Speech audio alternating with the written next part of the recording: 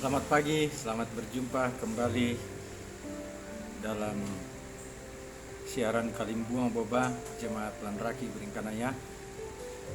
Terpuji nama Tuhan, hari ini kita boleh mengawali setiap kegiatan kita dengan membaca dan merenungkan akan firman Tuhan. Biarlah melalui firman-Nya kita senantiasa disejukkan, disegarkan untuk melakukan setiap aktivitas kita setiap saat. Mari Bapak Ibu Saudara-saudara sidang jemaat Tuhan, kita berdoa. Bapa di sorga, kami bersyukur pagi ini Engkau boleh membangunkan kami dengan tubuh yang sehat kuat, dan kami menikmati hari yang baru, hari karunia Tuhan. Terima kasih ya Tuhan, tuntunan pemeliharaan-Mu. Dan pada kesempatan ini kami akan mengawali setiap rencana, pekerjaan, tugas, dan tanggung jawab kami dengan melandasinya membaca dan merenungkan sabda kebenaran Tuhan. Bukalah akal pikiran kami ya Tuhan, sehingga firman-Mu kami pahami, kami maknai. Bersabdalah kepada kami ya Tuhan, karena kami telah siap mendengarkan sabda kebenaran firman-Mu. Di dalam nama Tuhan Yesus Kristus kami berdoa. Amin. Bapak Ibu, bacaan kita dari Keluaran pasal 19 ayat 14 sampai 16. Keluaran pasal 19 ayat 14 sampai 16. Firman Tuhan berbunyi demikian. Lalu turunlah Musa dari gunung mendapatkan bangsa itu. Disuruhnyalah bangsa itu menguduskan diri, dan mereka pun mencuci pakaiannya. Maka kata Musa kepada bangsa itu, bersiaplah menjelang hari yang ketiga, dan janganlah kamu bersetubuh dengan perempuan. Dan terjadilah pada hari ketiga, pada waktu terbit fajar, ada guruh dan kilat dan awan padat di atas gunung, dan bunyi sangkakala yang sangat keras, sehingga gemetarlah seluruh bangsa yang ada di perkemahan. Tema kita pada saat ini yaitu menguduskan diri ketika berjumpa dengan Tuhan. Menguduskan diri ketika berjumpa dengan Tuhan. Dalam bacaan kita Bapak Ibu Saudara-saudara, dikatakan bahwa ketika bangsa Israel akan datang menghadap Tuhan di Gunung Sinai, Tuhan melalui Musa memberikan syarat kepada mereka. Yang pertama, menguduskan diri dengan cara mencuci pakaiannya. Dan yang kedua, tidak bersetubuh. Itu di ayat 14 dan 15.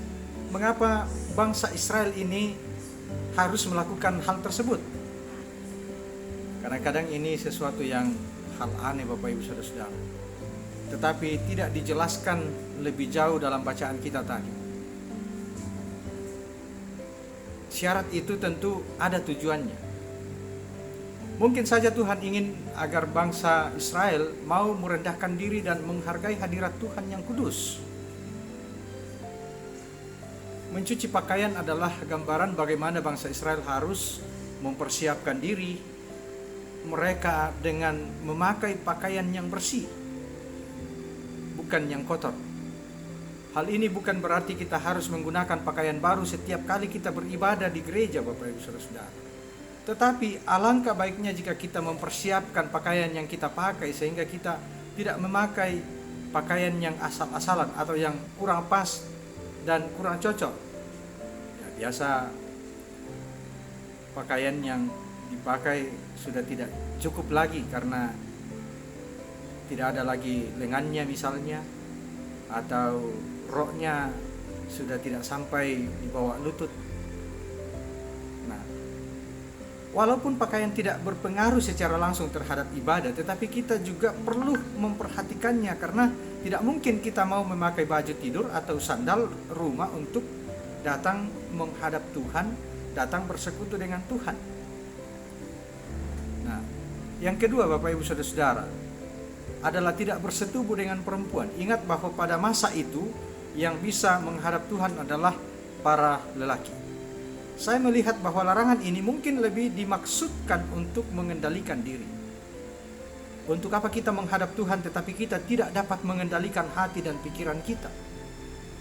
Untuk apa kita datang bersekutu tetapi selama dalam persekutuan ketika misalnya pendeta berkhotbah justru pikiran kita melayang kemana-mana? Tentu Bapak Ibu Saudara-saudara mempersiapkan diri dan menjaga kekudusan ini bukan hanya urusan mencuci pakaian dan tidak bersetubuh sebelum menghadap Tuhan. Yang lebih penting adalah bagaimana kita menjaga kekudusan dengan cara menjauhkan diri kita dari dosa-dosa kita sebelum datang kepada Tuhan. Kita membereskan kehidupan kita terlebih dahulu sebelum kita melakukan hal-hal yang baik bagi orang lain. Nah, Bapak Ibu Saudara-saudara, seberapa penting dan relevan mempersiapkan diri dan menjaga kekudusan di masa sekarang ini? Bukankah ini adalah ayat dalam Perjanjian Lama? Ya, bagi saya, walaupun ini adalah firman Tuhan dalam Perjanjian Lama, tetapi sebenarnya esensi firman Tuhan ini masih dapat kita terapkan dalam kehidupan kita saat ini. Mungkin saja mempersiapkan diri dan menjaga kekudusan ini tidak hanya berbicara tentang mencuci pakaian dan tidak bersetubuh. Kita bisa saja mempersiapkan diri dan menjaga kekudusan dengan hal-hal yang lain, yakni hati kita. Apakah kita sudah mempersiapkan hati kita sebelum menghadap Tuhan?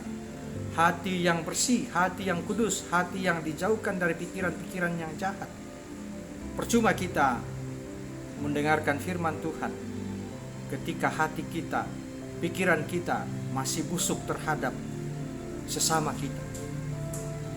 Sehingga ibadah apapun dan dalam bentuk apapun yang kita lakukan tidak sekedar seremonial saja, tetapi patokannya adalah apakah ada damai sejahtera ketika kita melakukan hal tersebut. Apapun tindakan yang kita lakukan, persiapkan diri kita untuk sebaik-baiknya sebelum kita datang menghadap Tuhan. Terpujilah nama Tuhan. Amin. Mari Bapak Ibu kita bersatu hati dalam doa, kita berdoa. Terima kasih Tuhan atas waktu yang begitu indah Engkau berikan kepada kami. Di dalamnya kami boleh menghayati firman-Mu yang mengajar kami untuk menjaga hati dan pikiran kami ketika kami datang menghadap Tuhan. Dan biarlah dengan firman-Mu kami selalu disejukkan dan disegarkan untuk boleh menjalani kehidupan kami dengan sebaik-baiknya. Terima kasih Tuhan, kami bersyukur pagi ini dibekali dengan firman-Mu sebelum kami melakukan setiap aktivitas kami.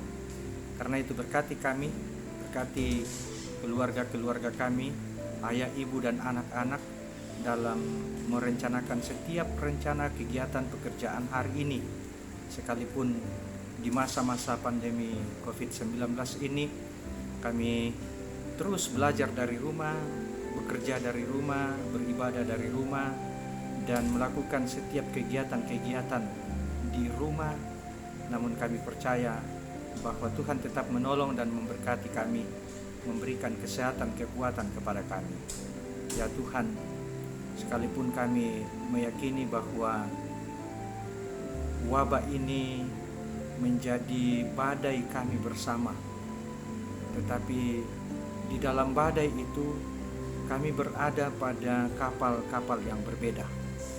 Dan karena itu biarlah dengan kapal-kapal kami, Engkau yang akan menjadi nahkodanya, sehingga semakin hari ditenangkanlah badai ini, dan kami semakin menikmati kasih dan pertolongan Tuhan.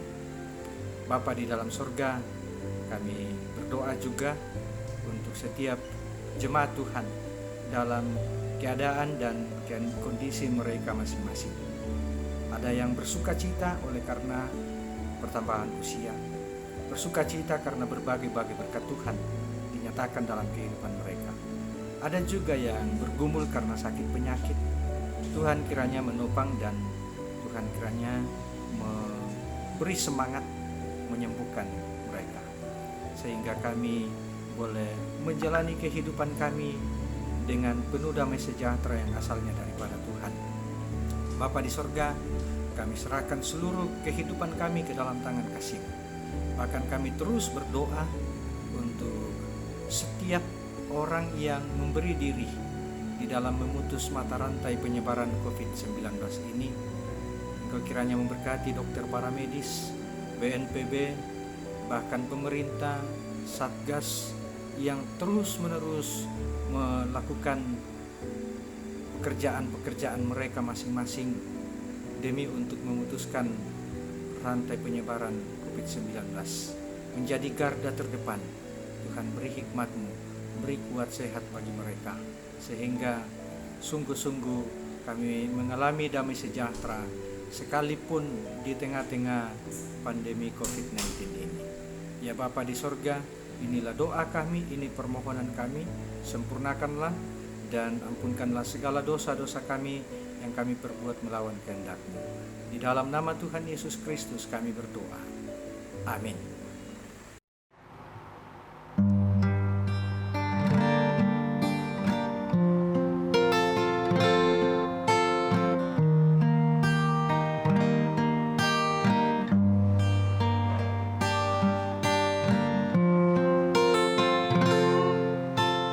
Masuk ruang Maha Kudus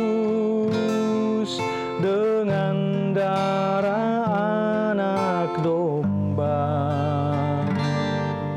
Ku masuk dengan hati tulus menyembah yang Maha Kuasa.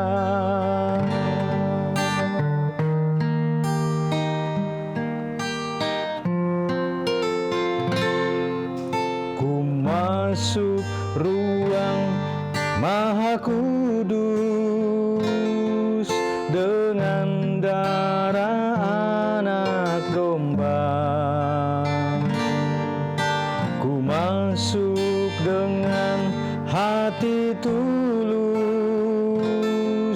menyembah yang Maha Kuasa.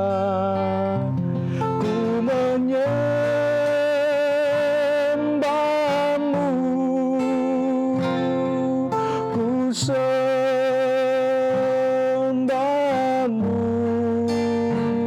dan ku menyembah-Mu.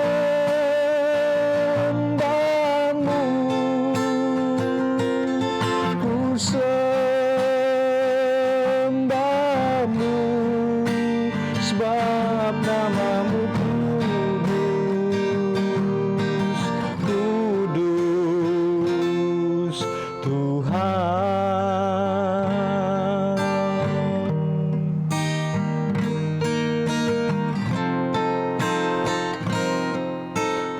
Masuk ruang Maha Kudus dengan darah anak domba. Ku masuk dengan hati tulus menyembah yang Maha Kuasa. Ku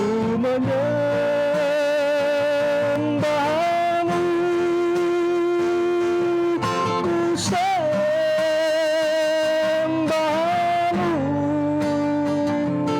dan ku menyembah-Mu. Ku sembah-Mu sebab nama-Mu kudus, kudus Tuhan.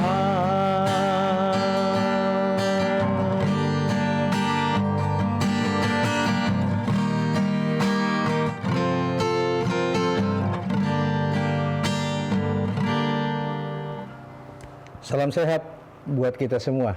Tuhan memberkati.